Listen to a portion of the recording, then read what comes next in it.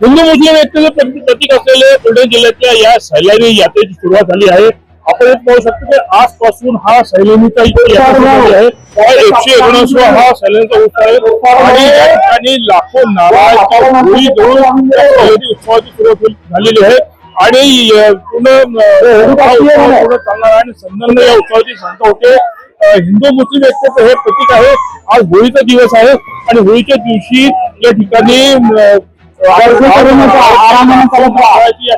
होळी जात आहे आणि